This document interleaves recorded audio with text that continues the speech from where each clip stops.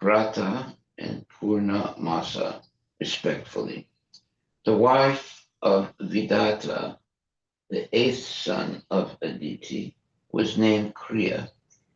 In her in her Vidata in her Vidata begot five fire gods named the Purishyas. Purishyas. The wife of Varuna, the ninth son of Aditi, was named Karsani. Uh, Brigu, the son of Brahma, took birth again in her womb. Text number 5. By the semen of Varuna, the great mystic Valmiki took birth from an anthill.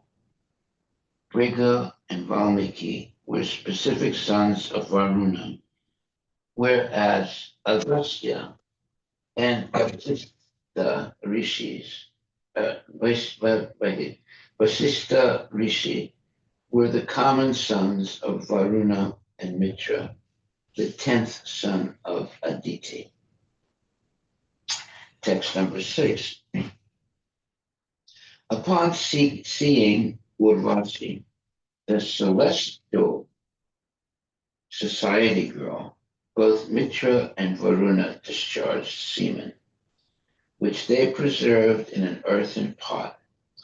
The two sons of Agastya and Vasistha later appeared from that pot, and they are therefore the common sons of Mitra and Varuna. Mitra begot three sons in the womb of his wife, whose name was Revati. Their names were Utsarga, Arishta, and Pipala.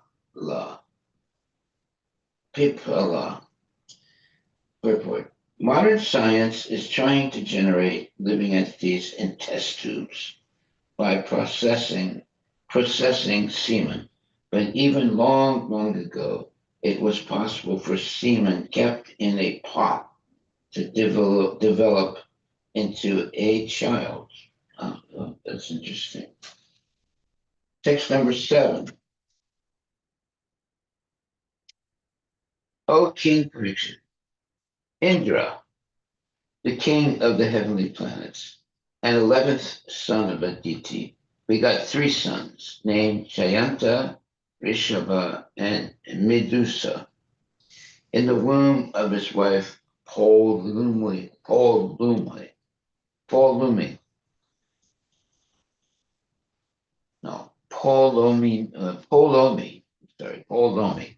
Thus we have heard. Text number 8. By his own potency, the Supreme Personality of Godhead, who has multifarious potencies, appeared in the form of a dwarf as Urukrama, the 12th son of Aditi. In the womb of his wife, whose name was Kirti, he begot one son named Brihatsloka, who had many sons, headed by Sobhada. Purport by Srila Prabhupada. As the Lord says in Bhagavad Gita 4:6, Ajopi san abhyatma bhutanam ishwaropi sam prakritim swam adistaya sambhavami atmayaya. Although I am unborn and my transcendental body never deteriorates, and although I am the Lord of all sentient beings, I still appear in every millennium by my original transcendental form. When the Supreme Personality of Godhead incarnates, he does not need any help from the external energy, for he appears as he is by his own potency. The spiritual potency is also called Maya. It is said, Ato Maya Mayam Vishnum Pravadanti Manishina. The body accepted by the Supreme Personality of Godhead is called Maya Maya. This does not mean that he is formed of the external energy. This Maya refers to his internal potency. Okay, we got to be careful here. Text number 9. Later, in the 8th canto of the Srimad Bhagavatam, I shall describe how Urukrama and Lord Vamanadeva appeared as the son of the great sage Kasyapa, and how he covered the 3 worlds with 3 steps. I shall describe the uncommon activities he performed, his qualities, his power, and how he took birth from the womb of Aditi. Text number 10.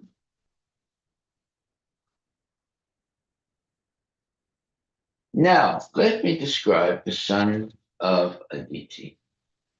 I'm sorry, the sons of Diti, who were begotten by Kashyapa, but who became demons. In this demoniac family, the great devotee Prahlad Maharaj appeared, and Bali Maharaja also appeared in that family. The demons are technically known as Daityas because they proceeded from the womb of Diti. Text 11. First, the 2 sons named Hiranyakashipu and Hiranyaksha took birth from Diti's womb. Both of them were very powerful and were worshipped by the Daityas and Danavas.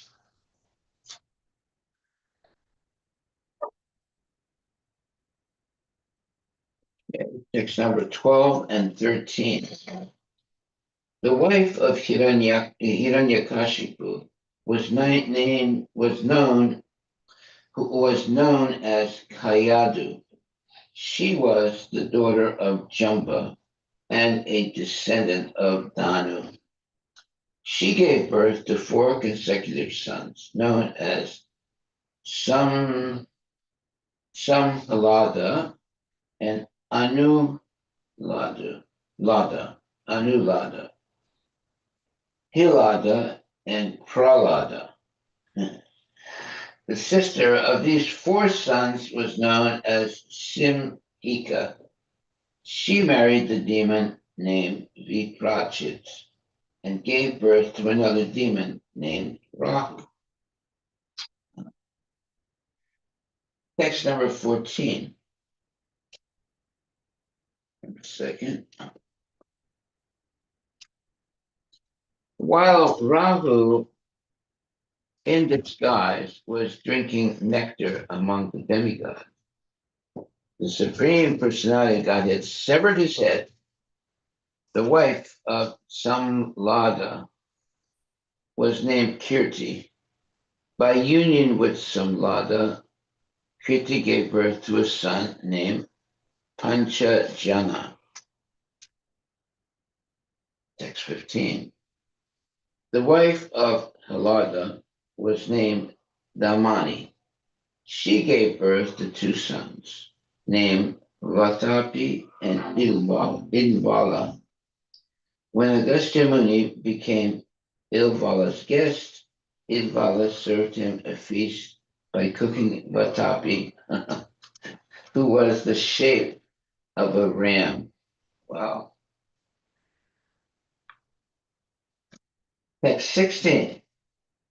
The wife of Anulada was named Surya. She gave birth to 2 sons, named Vaskala and Mahisa. Prahlada had 1 son, Virochana, whose wife gave birth to Bali Maharaja. Now we're getting somewhere. Text 17. Thereafter, Bali Maharaja begot 100 sons in the womb of Asana. Of these 100 sons, King Bana was the eldest. The activities of Bali Maharaja, which are very laudable, will be described later in the 8th canto. We're in the 6th canto. Okay. Text number 18. Since King Bana was a great worshiper of Lord Shiva, he became one of Lord Shiva's most celebrated associates. Even now, Lord Shiva protects King Bana's capital, and always stands beside him. Okay, don't mess with Lord Shiva. Text 19. The 49 Marut demigods were also born from the womb of Diti. None of them had sons. Although they were born of Diti, King Indra gave them a position as demigods. Purport. Apparently, even demons can be elevated to the positions as demigods when their atheistic character is reformed. Okay, that's good. There are two kinds of men throughout the universe. Those who are devotees of Lord Vishnu are called the demigods, and those who are just the opposite are called demons. Even the demons can be transformed into demigods, as the statement of this verse proves. Well, that's good news. Text number 20. King Parikshit inquired, My dear Lord, due to their birth, the 49 Maruts must have been obsessed with a demoniac mentality. Why did Indra, the king of heaven, convert them into demigods? Did they perform any rituals or pious activities? Well, that's a good question. Let's see what the answer is. Text 21. My dear Brahmana, I and all the sages present with me are eager to know about this. Therefore, O great soul, kindly explain to us the reason.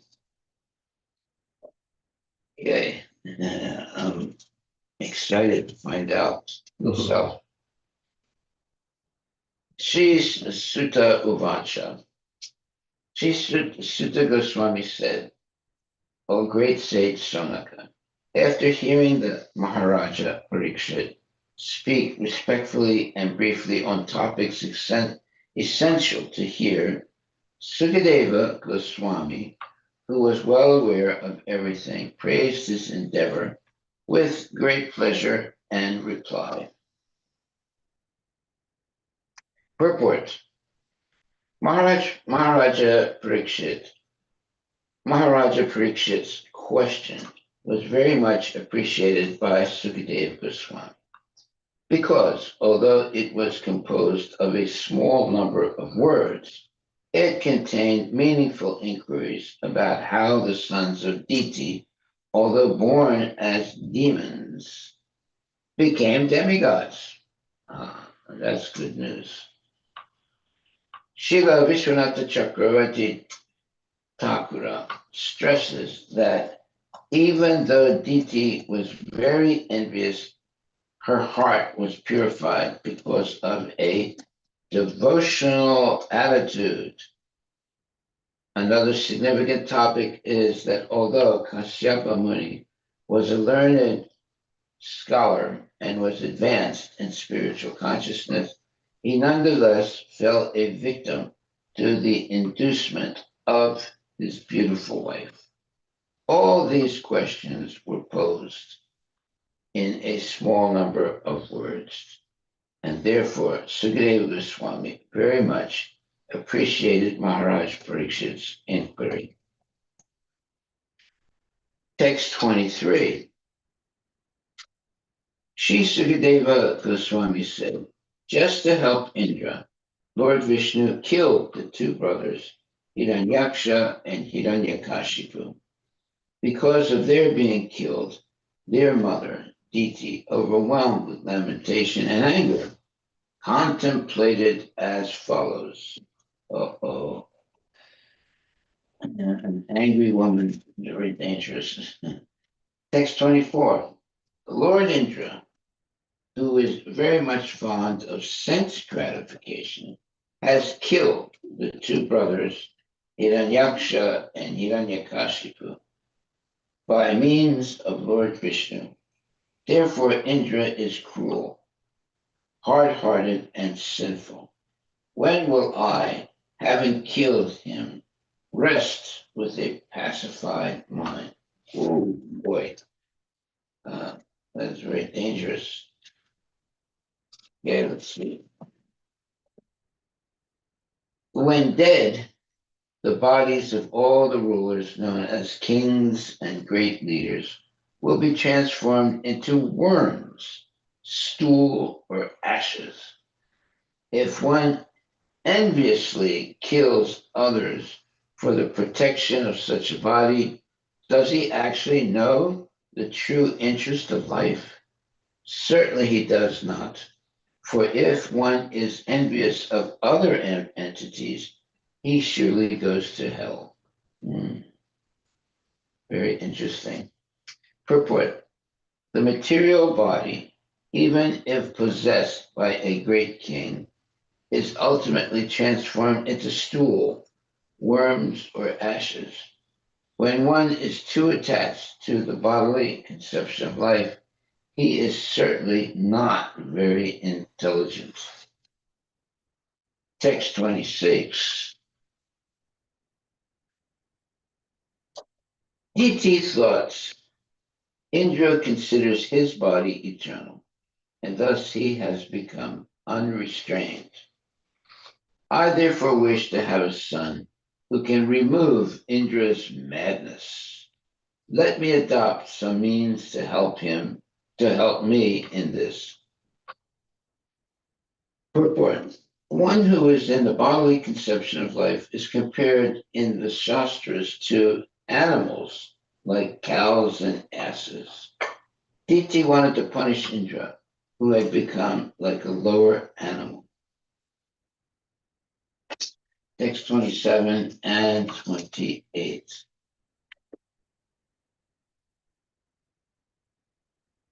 Thinking in this way, with a desire for a son to kill Indra, Diti began constantly acting to satisfy Kasyapa by her pleasing behavior. O king, Diti always carried out Kasyapa's orders very faithfully, as he desired, with service, love, humility, and control, with words spoken very sweetly to satisfy her husband, and with smiles and glances at him. Diti attracted his mind and brought it under her control. Oh, that's not good. Purport. When a woman wants to endear herself to her husband and make him very faithful, she must try to please him in all respects. When the husband is pleased with his wife, the wife can receive all necessities, ornaments, and full satisfaction for her senses. Herein, this is indicated by the behavior of Diti.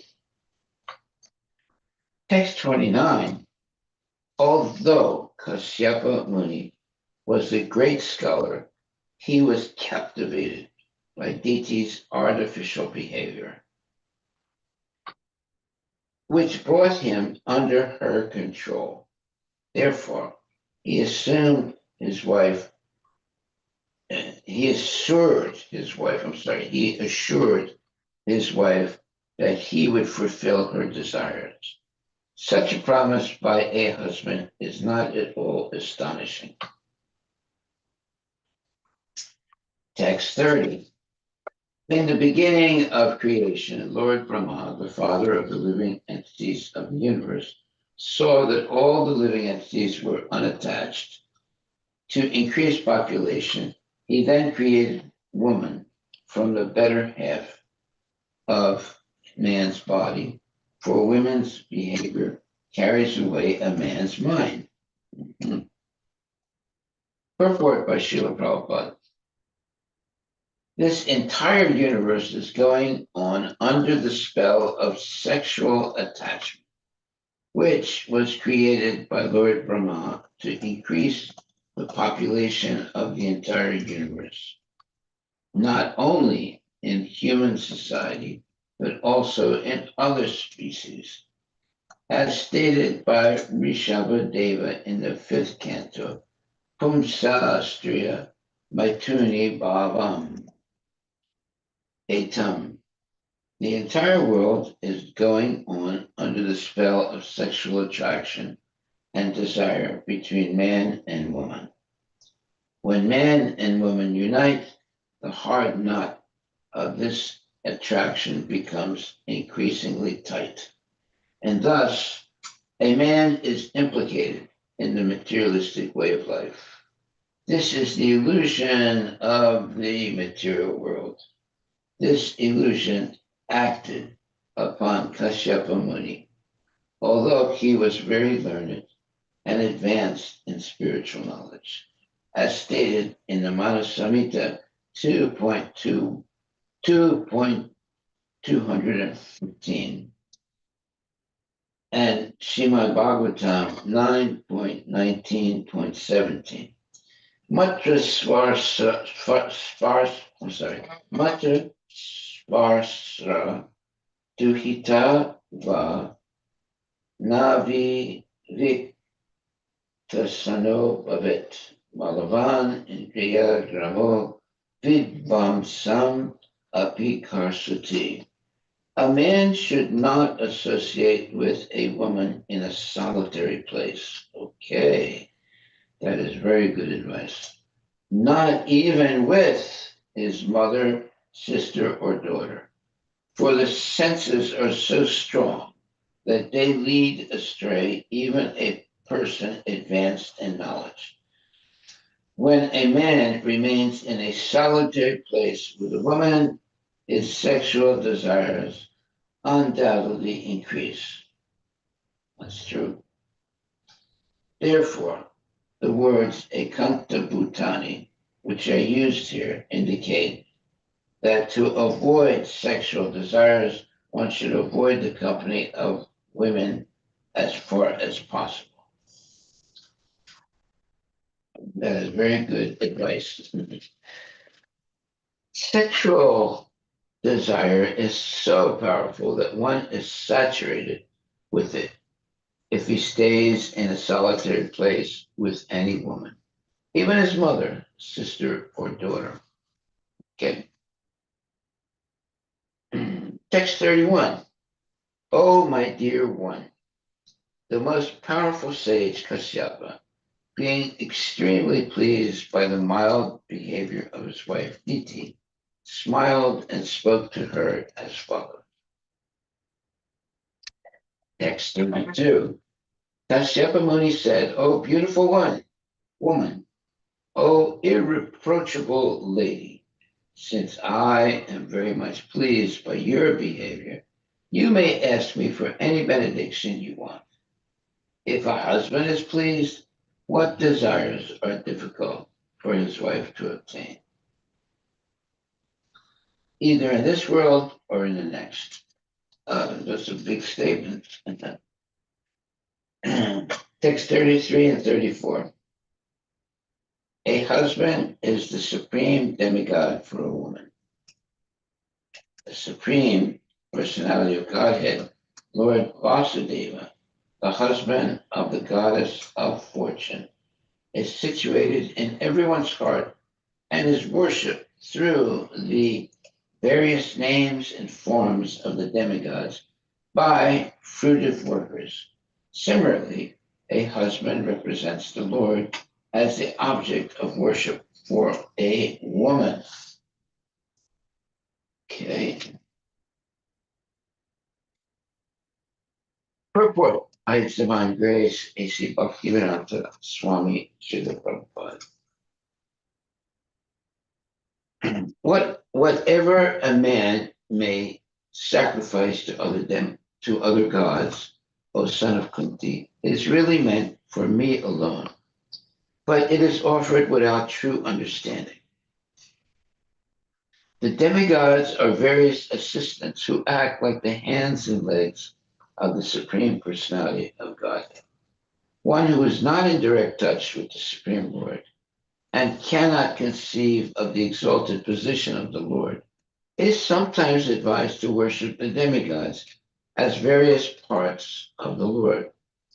If women who are usually very much attached to their husbands worship their husbands as representatives of Vasudeva, meaning Krishna, the women benefit, just as Ajamila benefited by calling for Narayana, his son.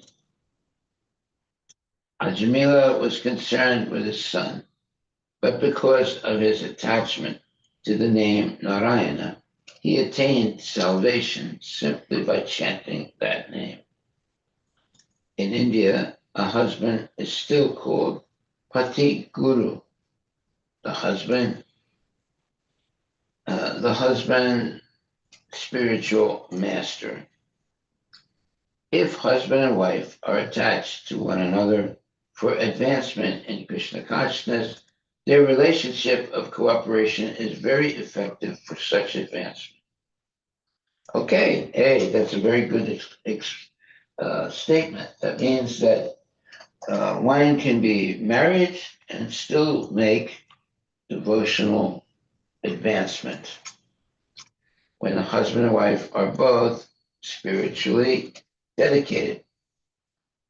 Although the name of Indra and Agni are sometimes uttered in the Vedic mantras, Indraya Swaha, Agnaya Swaha, Indraya Swaha, Agnaya Swaha.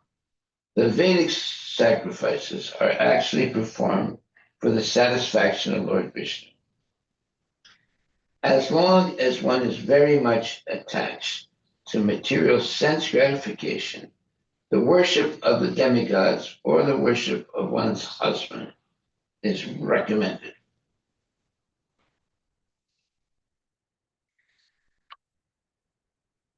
Okay, text 35. My dear wife, whose body is so beautiful, your waist being thin, a conscientious wife should be chaste and should abide by the orders of her husband. She should very devoutly worship her husband as a representative of Vasudeva. Text 36. My dear gentle wife, because you have worshipped me with great devotion, considering me a representative of the Supreme Personality of Godhead, I shall reward you by fulfilling your desires, which are unobtainable for an unchaste wife. We see.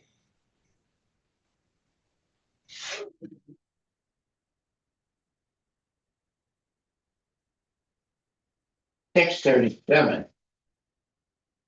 Niti replied, O my husband, O great soul, I have now lost my sons. If you want to give me a benediction, I ask you for an immortal son who can kill Indra.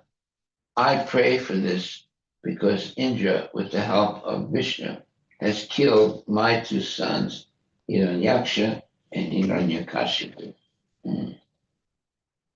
Purport by Srila Prabhupada. The words Indra Anam means one who can kill Indra. But it also means one who follows Indra. The word Amrit Yam, Amrityam, refers to the demigods who do not die like ordinary human beings because they have extremely long durations of life. For example, the duration of Lord Brahma's life is stated in Bhagavad Gita, Sahasra Yugam Paryantam Ahar Yad Ramano Vidu. Even the duration of one day or 12 hours of Brahma is 4,300,000 years multiplied by 1,000. Oh, wow, that's a lot. Thus, the duration of his life is inconceivable for an ordinary human being.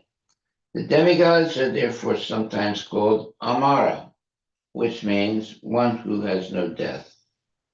In this material world, however, everyone has to die.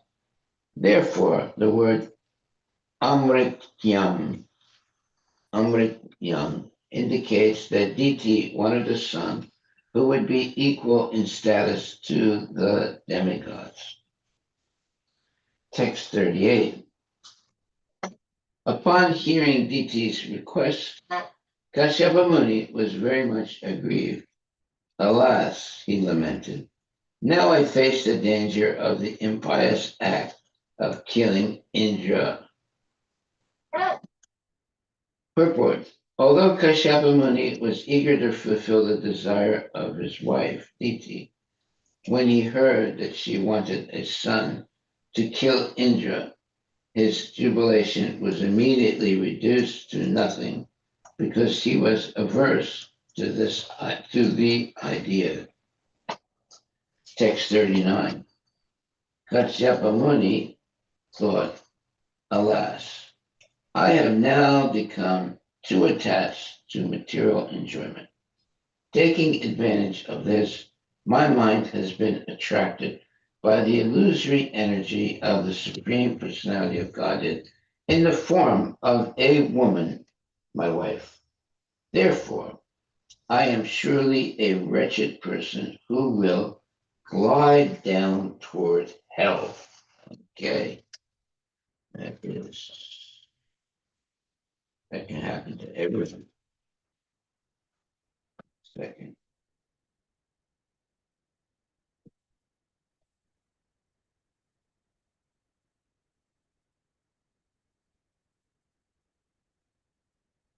This woman, my wife, has adopted a means that follows her nature, and therefore she is not to be blamed. But I am a man, therefore all condemnation upon me. I am not at all conversant with what is good for me, since I could not control my senses. Oh, yeah, that's true. Purport. The natural instinct of a woman is to enjoy the material world. She induces her husband to enjoy this world by satisfying his tongue, belly, and genitals, which are called jiva, udara, and upasta. A woman is expert in cooking palatable dishes so that she can easily satisfy her husband in eating. When one eats nicely, his belly is satisfied.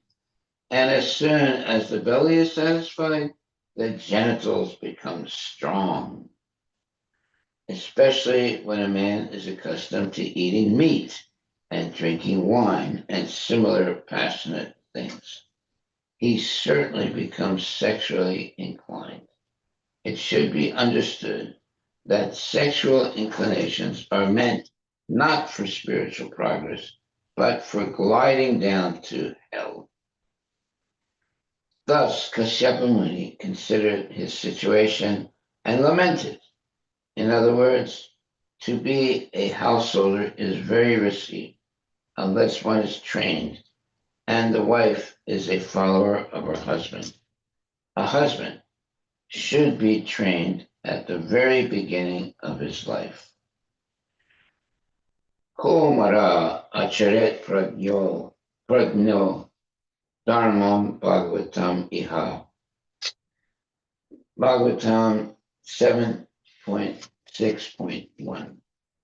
During the time of brahmacharya, or student life, a brahmachari should be taught to be expert in Bhagavata Dharma, devotional service.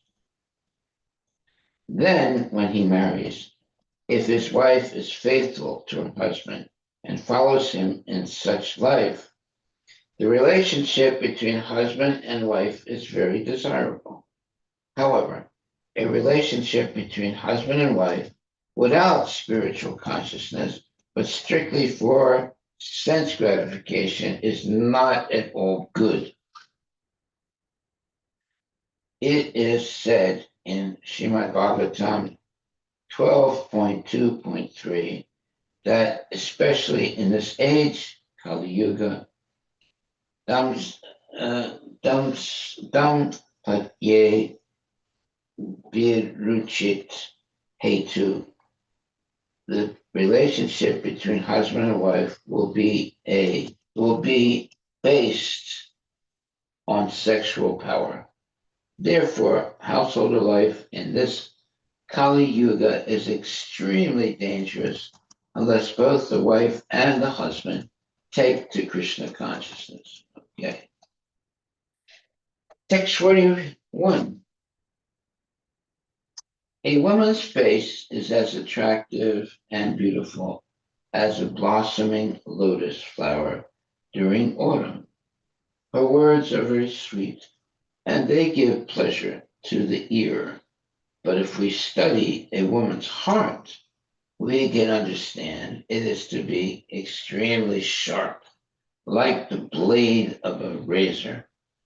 In these circumstances, who could understand the dealings of a woman? Purport by Srila Prabhupada.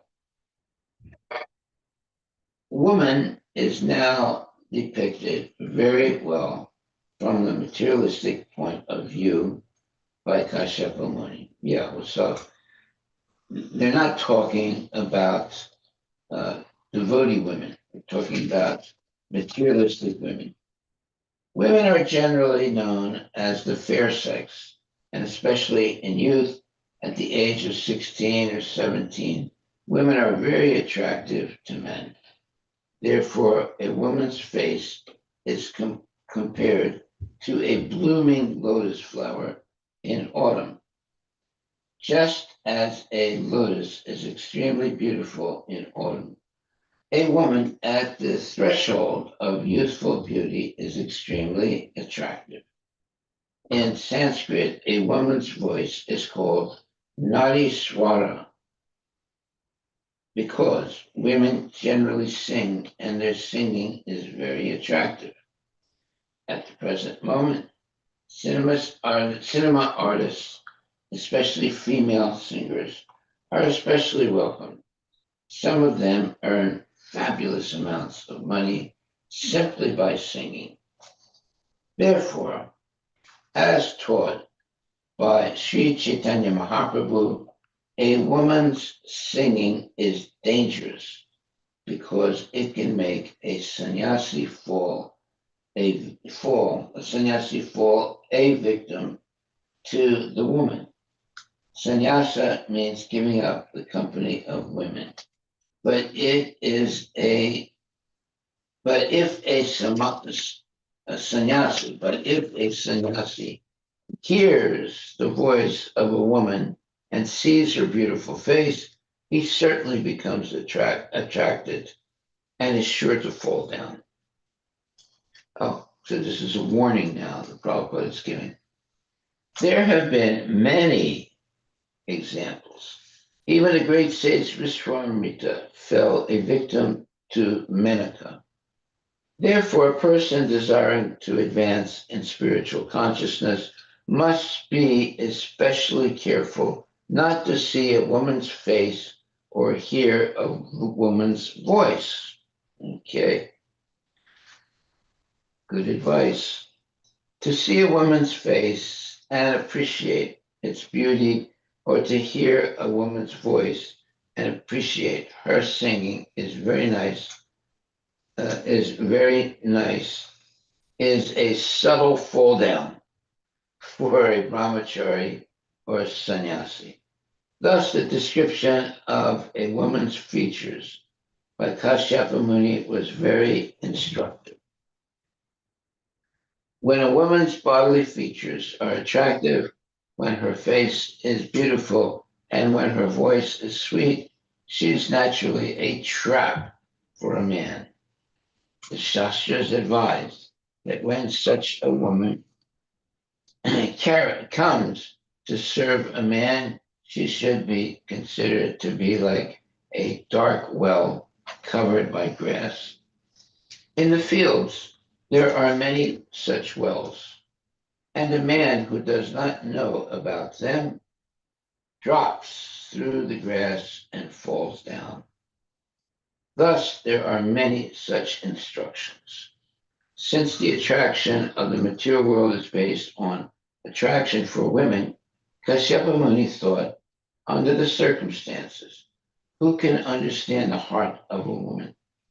Chanakya Pandita has also advised Viswaso Naiva Kartavya Strisu Raja Kulesu Ja. There are two persons one should not trust, a politician and a woman. These, of course, are authoritative Shastric injunctions, and we should therefore be very careful in our dealings with women. Sometimes our Krishna consciousness movement is criticized for mingling men and women. But Krishna consciousness is meant for anyone. Whether one is a man or woman does not matter. Lord Krishna personally says, Striyo Vaishyas, Striyo Vaishyas, Tata Sudras Tepi Yanti Parangatim. Whether one is a woman, Sudra, or Vaishya, not to speak of being a Brahmana or Kshatriya, everyone is fit to return home back to Godhead, if he strictly follows the instructions of the spiritual master and Shastra.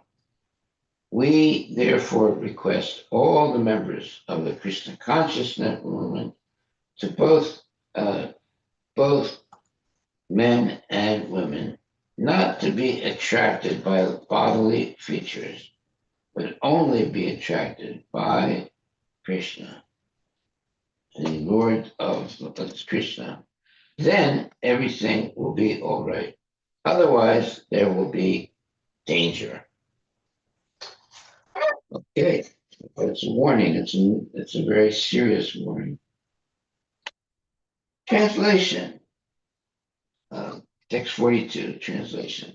To satisfy their own interests, women deal with men as if the men were most dear to them, but no one is actually dear to them. Women are supposed to be very saintly, but for their own interests, they can kill even their husbands, sons, or brothers, or cause them to be killed by others. There are many examples of that. A woman's nature, purport, a woman's nature has been particularly well studied by Kashyapa Muni. Women are self-interested by nature, and therefore they should be protected by all means so that their natural inclination to be too self-interested will not be manifest. Women need to be protected by men.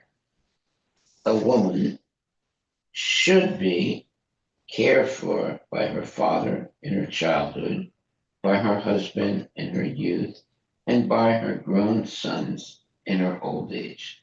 This is the injunction of Manu, who says that women should not be given independence at any stage. Women must be cared for that they will not be free to manifest their natural tendency for gross selfishness. There have been many cases, even in the present day, in which women have killed their husbands to take advantage of their insurance policies. This is not a criticism of women. It isn't. It sounds like it, but a practical study of their nature. Such natural instincts of a woman or a man are manifested only in the bodily conception of life. When either a man or woman is advanced in spiritual consciousness, the bodily conception of life practically vanishes. We should see all women as spiritual units, aham brahmasmi, whose only duty is to satisfy Krishna. Then the influences of the different modes of material nature, which result from one's possessing a material body, will not act. Well, that's true. The Krishna consciousness movement is so beneficial that it can very easily counteract that contamination of material nature, which results from one's possessing a material body. Bhagavad Gita therefore teaches in the very beginning that whether one is a man or a woman, one must know that he or she is not the body, but a spiritual soul. Everyone should be interested in the second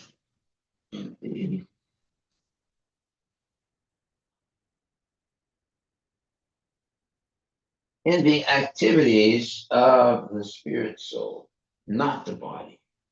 As long as one is activated by the bodily conception of life, there is always the danger of being misled, whether one is a man or a woman. The soul is sometimes described as Purusha because whether one is dressed as a man or a woman, one is inclined to enjoy this material world. One who has this spirit of enjoyment is described as Purusha, whether one is a man or a woman. He is not interested in serving others. Everyone is interested in satisfying his or her own senses. Krishna consciousness, however, provides first-class training for a man or a woman. A man should be trained to be a first-class devotee of Lord Krishna. And a woman should be trained to be a very chaste follower of her husband. That will make the lives of both of them happy. Text 43. I promise to give her a benediction, and this promise cannot be violated. But Indra does not deserve to be killed. In these circumstances, the solution I have is quite suitable. Purport. Kashyapa Muni concluded, Diti is eager to have a son who can kill Indra, since she is a woman after all and is not very intelligent. I shall train her in such a way that instead of always thinking of how to kill Indra, she will become a Vaishnava, a devotee of Krishna. And if she agrees to follow the rules and regulations of the Vaishnava principles, the unclean core of her heart will certainly be cleansed. Well, that is wonderful wisdom here. Chaitadarpana Marjanam. This is the process of devotional service. Anyone can be purified by following the principles of devotional service in Krishna consciousness. For Krishna consciousness is so powerful that it can purify even the dirtiest class of men and transform them into topmost Vaishnavas. Sri Chaitanya Mahaprabhu's movement aims at this purpose. Narottama Dasa Thakura says, Rajendriya Nandana Ye Sachistuta Hailase Balarama Harivilas Nitai. Dina Hina Yata Chila Hariname Udarila Tara Shakshi Shagai Madai. The appearance of Sri Chaitanya Mahaprabhu in this Kali Yuga is especially meant to deliver the fallen souls who are always planning something for material enjoyment.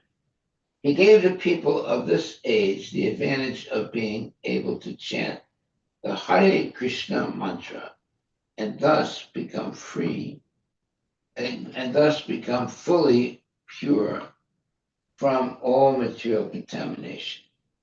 Once one becomes a pure Vaishnava, he transcends all material conceptions of life.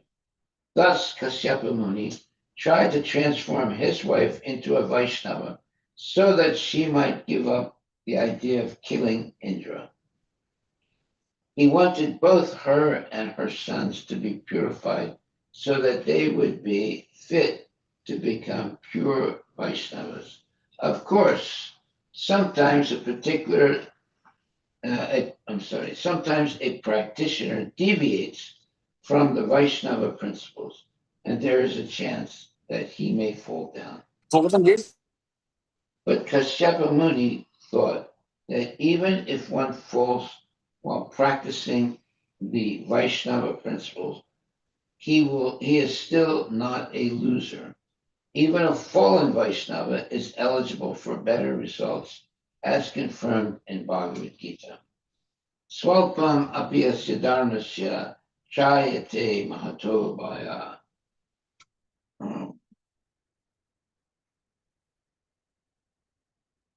Sorry. Swalpam apyasya dharmasya chayate mahato bhaya. Even practicing the Vaishnava principles to a small extent can save one from the greatest danger of material existence. Thus, Kashyapa Muni planned to instruct his wife Diti to become a Vaishnava because he wanted to save the life of Indra. Okay. So women have a very strong influence on men, especially if they are Krishna conscious women. Text 44. I'm sorry, text 44. 1 second. Sri Sukadeva Goswami said, Kashyapa Muni, thinking in this way, became somewhat angry. Condemning himself, O Maharaj Parikshit, descendant of Kuru, he spoke to Diti as follows. Kashyapa Muni said, My dear gentle wife, if you follow my instructions regarding this vow for at least 1 year, you will surely get a son who will be able to kill Indra. However, if you deviate from this vow of following the Vaishnava principles, you will get a son who will be favorable to Indra. Purport. The word Indraha refers to an asura who is always eager to kill Indra. An enemy of Indra is naturally a friend to the asuras. But the word Indraha also refers one who follows Indra or who is obedient to him. When one becomes a devotee of Indra, he is certainly a friend to the demigods. Thus the words Indra Hadeva Bandhava are equivocal, for they say, Your son will kill Indra, but he will be very friendly to the demigods. If a person actually becomes a friend of the demigods, he certainly would not be able to kill Indra. That's a problem. Text 46. Diti replied, "My dear Brahmana, I must accept your advice and follow the vow. Now, let me understand what I have to do. What is forbidden and what will not break the vow? Please clearly state all this to me." Purport by Srila Prabhupada. As stated above, a woman is generally inclined to serve her own purposes.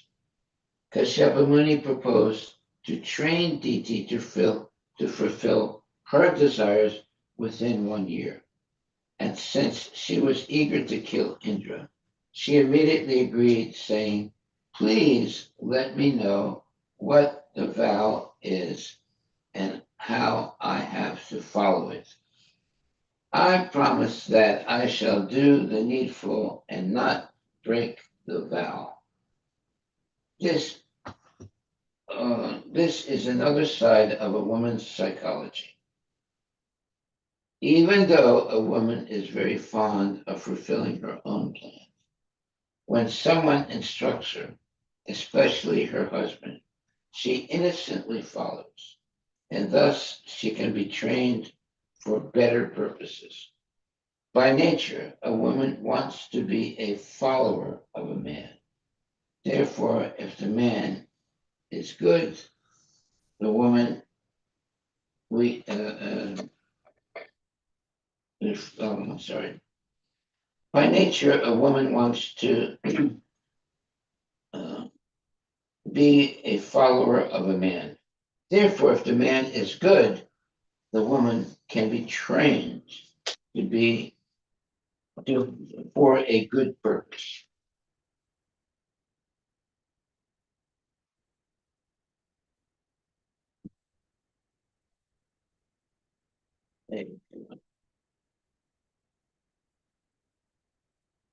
Kashyapa Muni said, "My dear wife, to follow this vow, do not be violent or cause harm to anyone.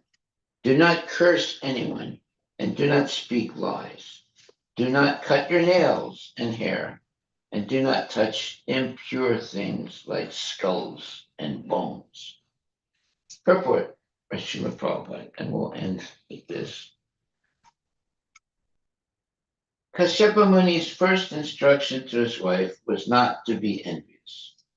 The general tendency of anyone within this material world is to be envious. And therefore, to become a Krishna conscious person, one must curb this tendency.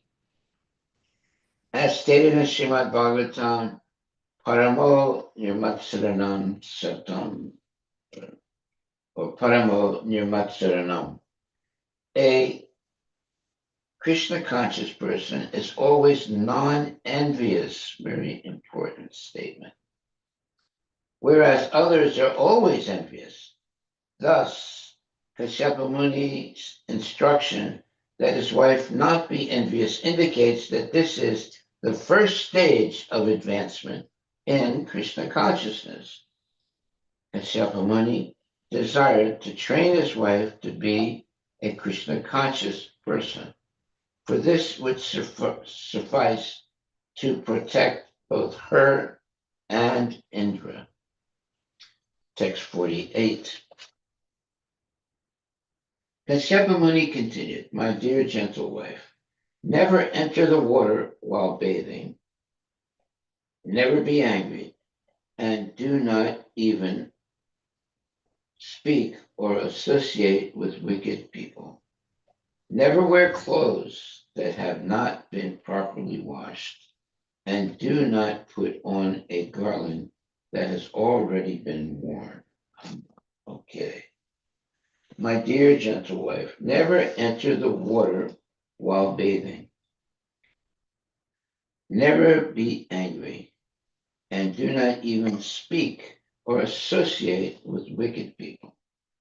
Never wear clothes that have not been properly washed, and do not put on a garland that has already been worn. A lot of good advice. Text 49. Never eat leftover food. Never eat prasada offered to the goddess Kali or Durga. And do not eat anything contaminated by flesh or fish. Do not eat anything brought or touched by a Sudra, nor anything seen by a woman in her menstrual period. Do not drink water by joining your palms.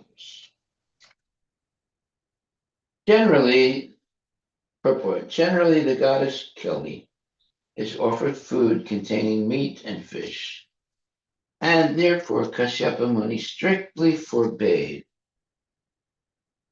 his wife to take the remnants of such food. Actually, a Vaishnava is not allowed to take any food offered to the demigods. A Vaishnava is always fixed in accepting prasada offered to Lord Vishnu. Through all these instructions, Kashyapa Muni is in a negative way, instructed his wife Diti how to become a Vaishnava. Haribol. Okay, I think we will stop right there. So generally, the goddess Kali is offered food containing meat and fish, and therefore Kashyapa Muni strictly forbade his wife to take the remnants of such food.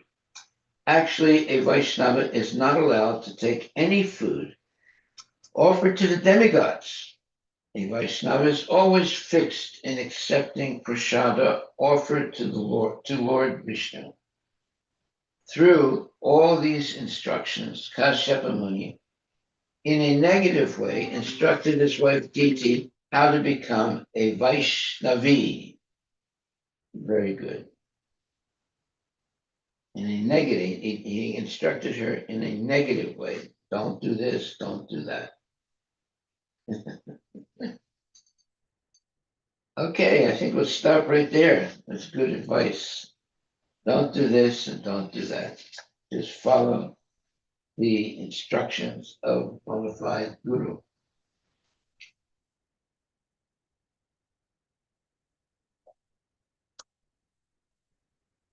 And it's very important here. It says actually, a Vaishnava is not allowed to take any food offered to the demigods. Yeah, so sometimes, you might go to someone's house and they offer you food that has been offered to the demigods, not to Krishna. So actually, a Vaishnava is not allowed to take any food offered to the demigods. A Vaishnava is always fixed in accepting prasada offered to Lord Vishnu. Through all these instructions, Kashyapa Muni, in a negative way, instructed his wife Diti how to become a Vaishnavi. That is our takeaway for today. We should never, as devotees, we should never eat any food offered to the demigods. Why? Because the Vaishnava is always fixed in accepting prasada offered to Lord Vishnu. Through all these instructions, Kashyapa Muni, in a negative way, instructed his wife Diti how to become a Vaishnava. Yeah, so to become a Vaishnava, there are do's and don'ts. Do's and don'ts. So if you follow the do's and do not engage in the don'ts, then you're a genuine devotee. That is our takeaway for today. Hare Krishna, Krishna Krishna, Hare Hare Ram, Ram Ram, Hare Hare. Are there any questions or comments? Questions or comments? Hare Krishna Maharaj, Dandavat Pranam. Hare Maharaj, sometimes it's become very difficult to not to accept the prasadam, though we try our very best to not to take it. But for example, during the Ganesh um, Chaturthi event, we went to a friend house. Though we ate at home only, we ate our prasadam and we went. And but they forced us. They were really trying like take little bit, and we have to take little bit of prasadam just to be polite and humble. So Maharaj, what is the best way to, you know, what should we have, what should be done in that case? Well, you very humbly say, "I am fasting today, but I'll take this. I'll take this prashadam, and I will take it and respect it tomorrow." So they'll So leave you alone when you say that. And then when tomorrow you can dispose of the inappropriate food that's called prashadam. How's that sound? okay, if you are saying Maharaj, yes, we will do that from next time. I was not sure whether we should throw the, you know, that prashadam or we should lie. But if you are saying that, I will do that, Maharaj. Thank you so much. Okay. Well, people who are not really devotees, but who would be insulted if you don't take their prasadam or their so-called prasadam. Well, they're trying to trick you to do something that you don't want to do. On the other hand, you don't want to insult them. So you say, "Well, I'm fasting today, but I'll take this and uh, I'll I'll take it tomorrow." So tomorrow you take it and give it to someone else, like a dog, a cat, or someone who is hungry.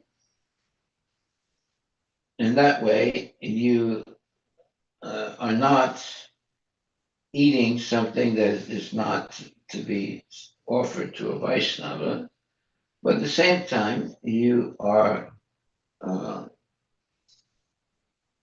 acting in a very, what you would call, um, nice way with the people who want to give you something that you know you cannot eat.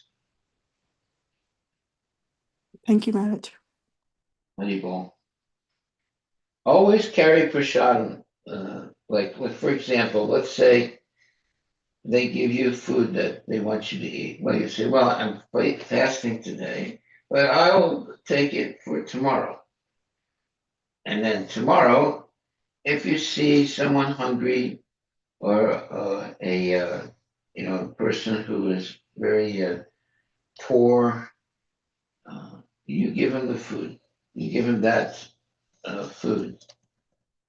So that way you don't take that food, but you give it to someone who may be hungry and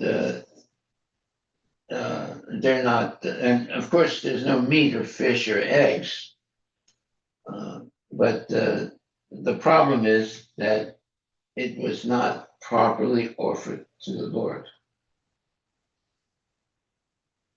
So you can give it to somebody else the next day. And on that day, when they're offering it to you, they say, "Well, I'm fasting today, but I will take care of this tomorrow."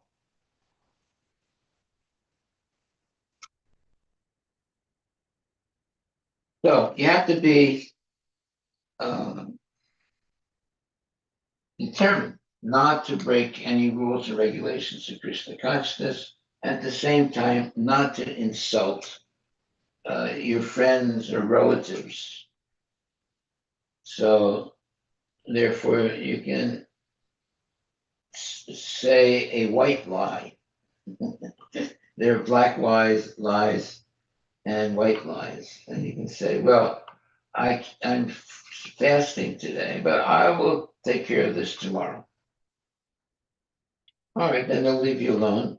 And tomorrow you find someone that you can offer it to, like a person that's, uh, a non-devotee. Uh, so you can offer it to them. Okay? It's always a problem. Prasadam there's always a problem with prasadam and people who are not really trained properly in Krishna consciousness. But you can always find some excuses not to eat that so-called prasadam, and at the same time not to insult the people that are friends of yours, but who don't strictly follow the rules and regulations of Krishna consciousness. Okay, so now I guess we'll stop. Yeah, we'll end there. Thank you very much, my dear devotees. All glory